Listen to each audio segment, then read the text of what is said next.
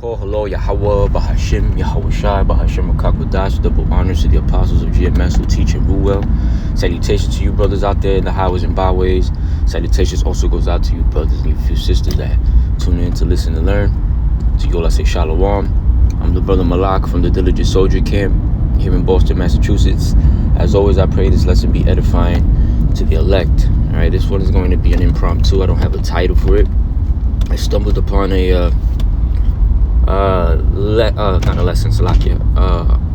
an article over here in End Time Headlines, which is a good website. A lot of good articles come out there. And you can always fact check it. Sometimes they already tell you if it's fact checked or not. You know, this one, the title of it says, "Iran threatens to sink American ships in Straits of Hormuz and desires a ground invasion with America." All right. And this is dated April 16, 2026. It's a few days ago. Mind you, between then and now, a whole bunch of other articles and information has come out because so much is going on. Okay, but whatever I don't get to cover, other brothers cover, you know, which is why it's good to follow different brothers, you know, like-minded brothers, such as Great Millstone, Diligent Soldiers, you know, and other like-minded brothers that are in one accord, man. Okay, pushing the true doctrine. So just getting back to the article, it says a senior Iranian official has issued stark warnings against the United States threatening to target American naval vessels in the Straits of Hormuz, while suggesting that a potential U.S. ground invasion could ultimately benefit Tehran. Speaking on a state television, Mohsen Razi, a high-ranking figure and former commander of Iranian Revolutionary Guard, said any attempt by Washington to increase its military role in the strategic waterway would be met with force. He's quoted by saying, "These ships of yours will be sunk by our first missiles," he said, adding that U.S. forces operating in the region face significant challenges. Razi also mocked the idea of U.S. Ground offensive, claiming such a move would play into Iran's hand. He's quoted by saying, "It would be great," he said, asserting that Iranian forces could capture large numbers of American personnel and leverage them for financial gain. All right, the remarks came amid rising tensions surrounding the Straits of Hormuz, a critical transit route through which a significant portion of the world's energy supply passes. The situation has deteriorated in recent weeks following failed diplomatic efforts and an expanding U.S. military presence in the region. Yeah, and that deterioration comes from, you know, them tiny hats, fucking up any types of not so much peace talks, but like what do they call it when they don't ceasefire talks? You know what I'm saying? They'll go and break that treaty some way, somehow, drawing the U.S. into the conflict, man, or drawing them into the conflict to come up with other ways, you know, to deter from an inevitable war, man. Okay, it says, according to the original reporting by the New York Post, the United States has deployed more than 10,000 additional troops to the Middle East, alongside multiple warships, including an aircraft carrier. The buildup is part of a broader strategy aimed to securing key corridors and countering Iranian influence. Okay, and countering Iranian influence, man, because these people are very vocal. You know what I'm saying? For of what's going down. I mean, they're even basically for weeks now, man. Ever since this conflict started, they've been openly inviting the U.S. You know what I mean, to go to war with them, basically to battle them. You know. It says here, despite the increasing confrontation rhetoric, U.S. officials have continued to express cautious optimism about the possibility of renewed negotiations. But every time they negotiate, the small hats, screw that up.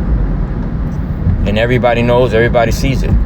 Earlier talks in Pakistan failed to produce breakthrough, but further discussions are expected as both sides weigh diplomatic and military options. Okay, and what's crazy is that they call this a military operation, right? But I looked up real quick, what the difference is between a military confrontation in a country and actual war in that same country. And AI overview came back saying the primary difference between a military operation and a war with a country are in their scope, objectives, duration, and legal implications. A military operation is typically limited, strategic action aimed at a specific goal, while a war is a broader, sustained state of armed conflict meant to compel the submission of the entire enemy state. But this is exactly what they want these people to do, is to submit. You know what I mean? First and foremost to them small hats, but then also to the U.S., which is their military arm, man. So the hypocrisy is crazy. And I just thought it was interesting to ask that question, because I since I heard that this was a military operation, I was like, how is this just not named or labeled war? You know what I mean? You coming over to my home, my land, to blow shit up. You know what I mean? In order so I could appease you by, doing whatever it is that you're asking me to do, by force. Okay, so it just lets you know, man. This shit they're a bunch of hypocrites, they're a bunch of liars, man. And we can't wait till the Lord destroys these motherfuckers, man. Let's get into a couple scriptures that I pulled up, or that I had in mind, actually. And I just jotted the book and chapter. Hold on one second. This is the book of Matthew 24. Let me see. And I'm going to start at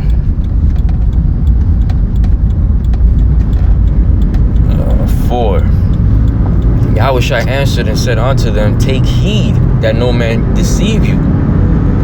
For many shall come in my name, saying, I am Hamashiach, and shall deceive many. And we see that, just as late, the latest one was, whether it was Trump or someone in his organization, administration, posted an AI picture of him, touching the forehead or wherever of someone that was sick and looked just like JE, the JE files or JE emails. You should know who I'm talking about. He came out and said that he was portraying to be a doctor, that he doesn't know why people lost their shit or was bugging out. But it showed them in the same apparel that they put JC, right, which is a Roman toga or whatever that shit is called, that little red robe that they throw over their the rest of their garment, which is was a Roman way of dressing. Okay, so he bullshitted right there, because all they do is lie. This man is incapable of telling any type of truth. Hold on one second. Let me take this left right here. Let me see. Verse 6 says, and ye shall hear of wars and rumors of wars, right? We're just having military operations, which is rumors of war, man. Because eventually it will lead to that. And that's exactly what all this is gonna catapult the world into, which is World War III, man, the third woe. Okay, it says, for nation shall rise, Salakia, and ye shall hear of wars and rumors of war. See that ye be not troubled, for all these things must come to pass, but the end is not yet. Okay, so this is just the beginning.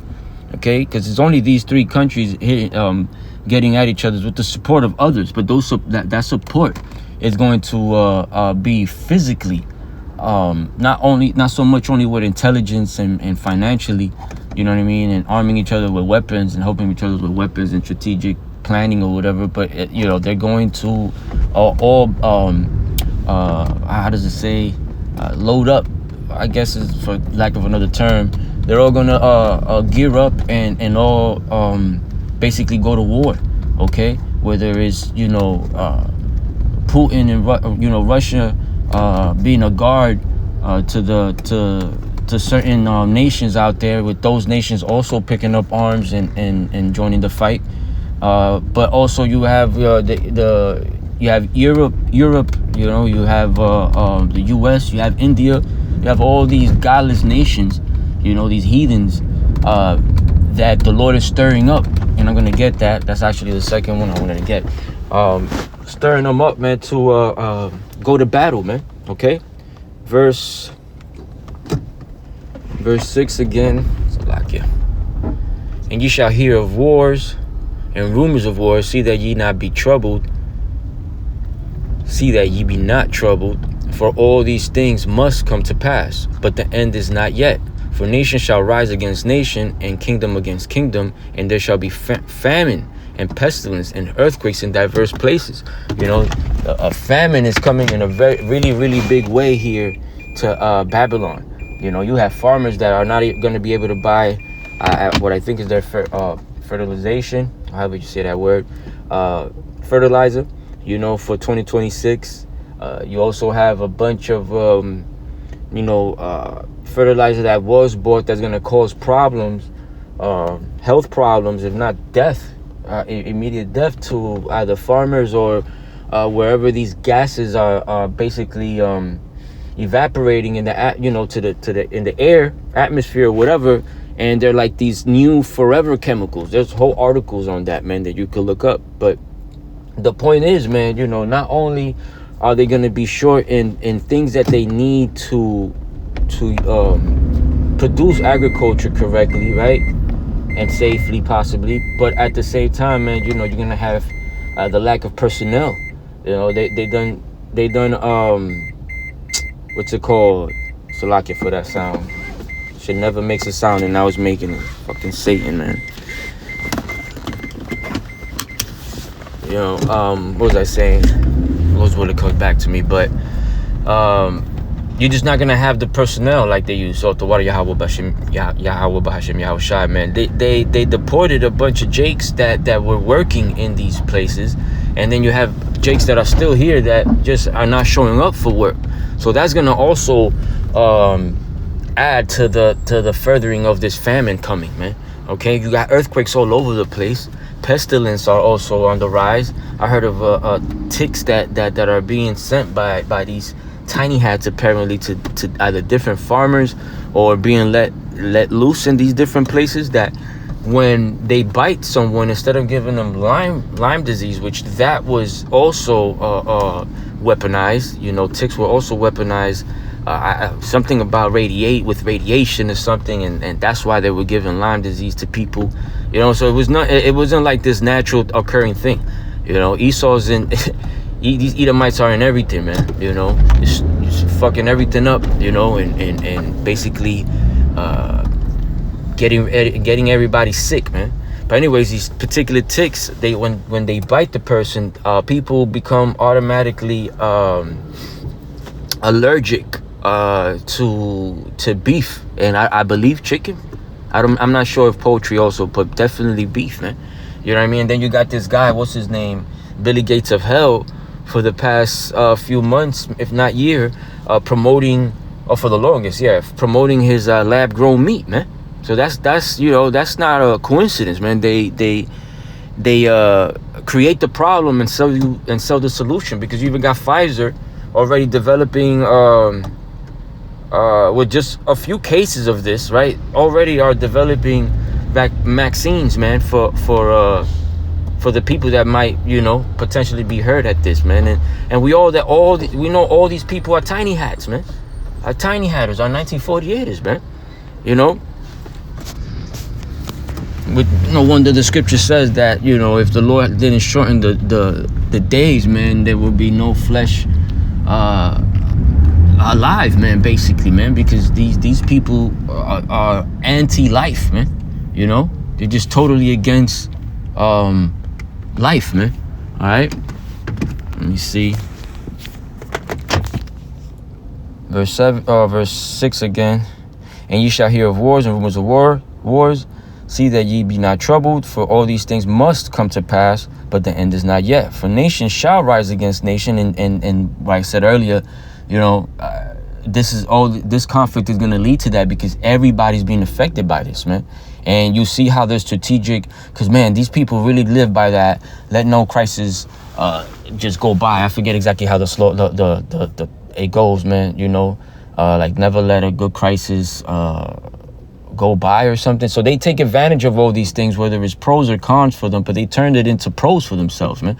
Because supposedly, there's talks about how, this man Trumpito is basically gonna benefit, from what's going on in the Straits of Hormuz, because now everyone's gonna have to go either, to Babylon to buy off of Babylon this oil. You know what I mean? Who knows? But at the same time, it's like they turn these situations into profit for themselves. I mean, obviously, war is profitable financially. You know what I'm saying? And you have people beyond greediness, man.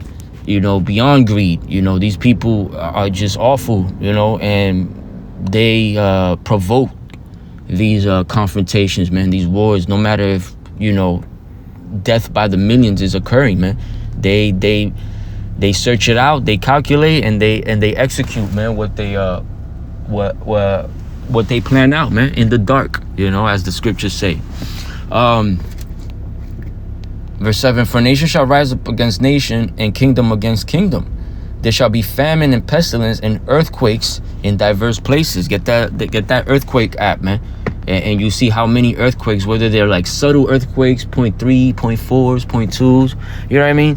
It doesn't matter, it's everywhere at all times, man, that there's earthquakes, man.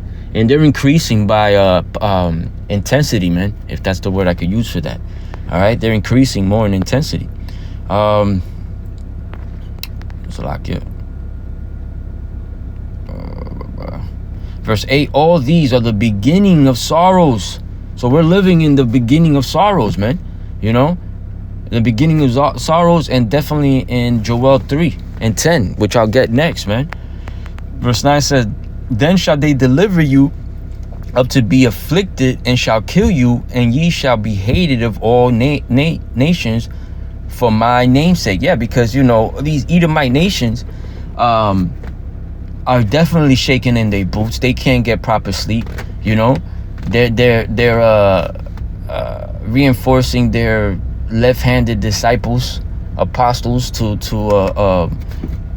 go encounter Jake in the streets, such as Vocab Malone, and by their reinforcement, I mean they'll new Jakes are walking around with this man, and it's coming to the point where everybody could see that this man is a goddamn hypocrite, I won't get into it, but he wasn't, this is the man that said that Edomites were done away with, and as of late you got 48ers mentioning Amalek, which is an Edomite.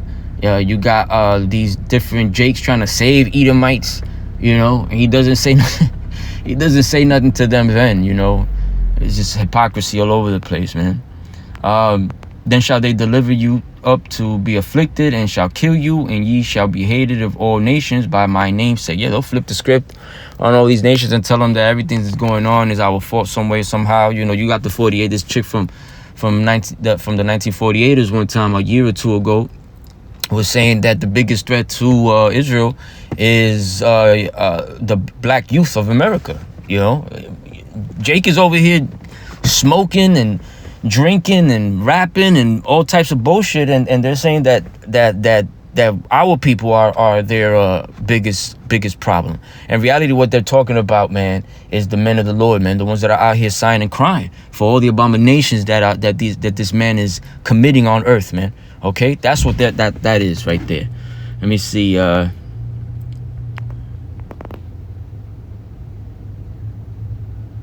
I'll leave it at that. Let's get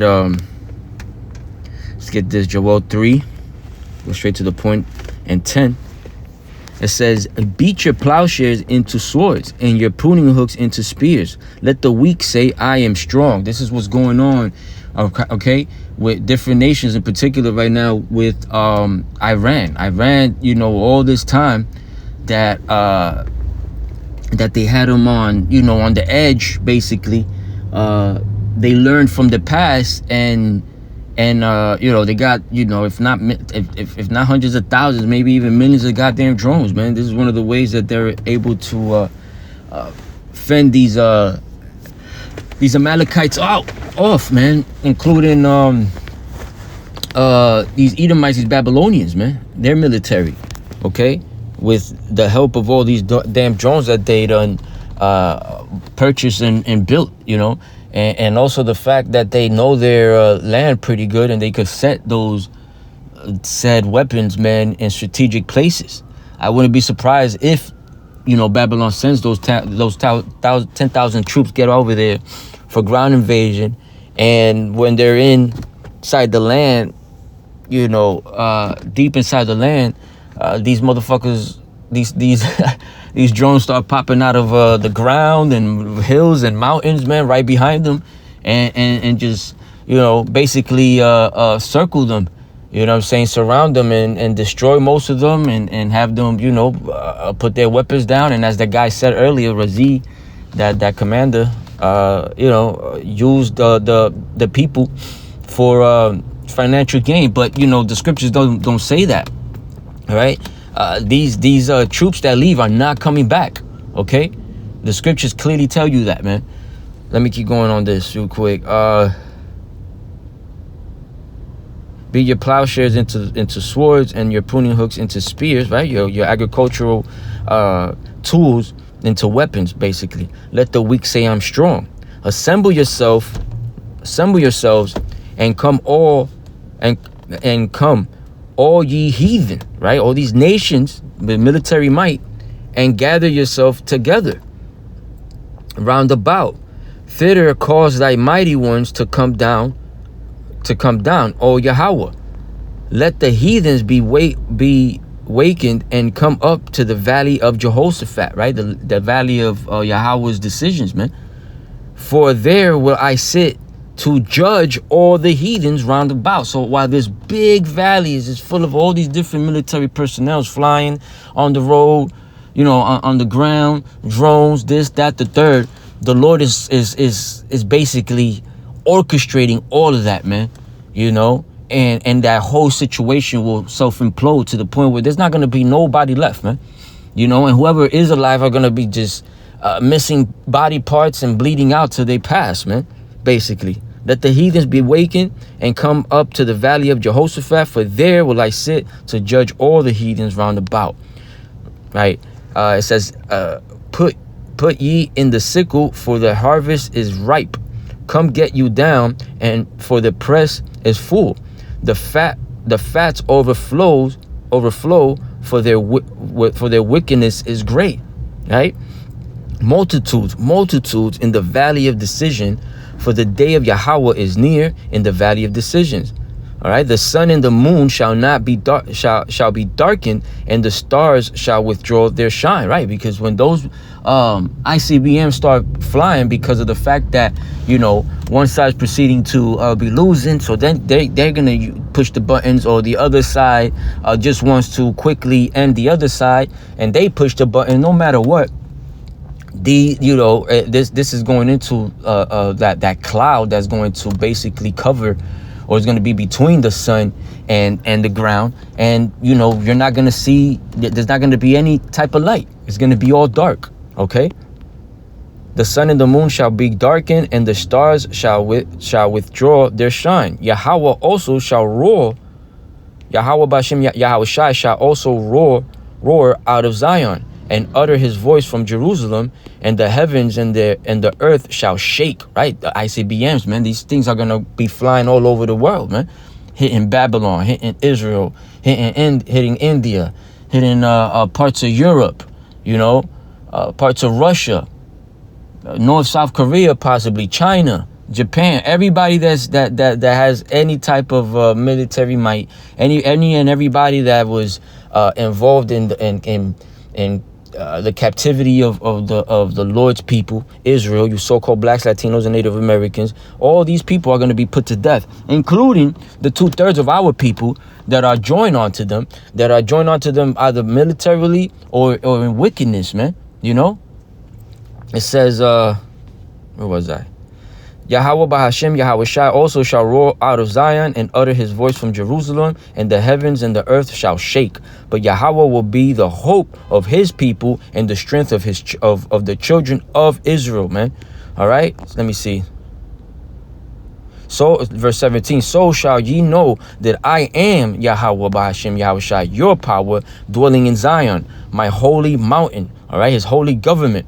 Then shall Jerusalem be holy, right? Because right now we're looked at as nothing, but the Lord is setting us apart, okay? Which is what holy means.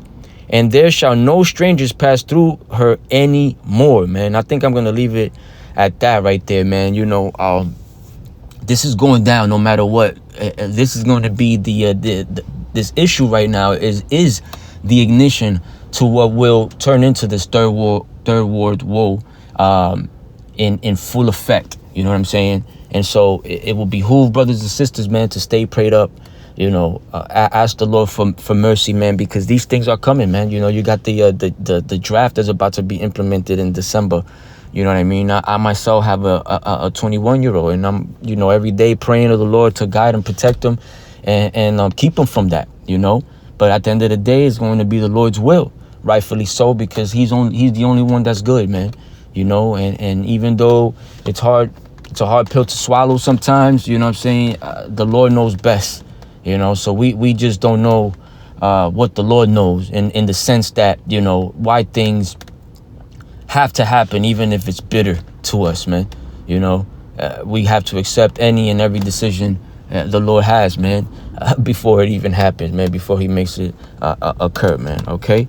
I pray that this lesson was edifying. In closing, I want to give all honors and praises to Yahweh Bahashem, Yahweh Shai, Bahashem Rakakwadash, double honors to the apostles of Great Millstone who teach and rule well, being great examples towards younger brothers, man. Still in this fight, man, you know, contending for the truth, man.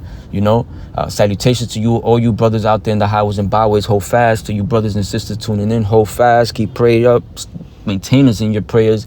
And Shalom, all right? Ababa Bor and Kwam Yasharala.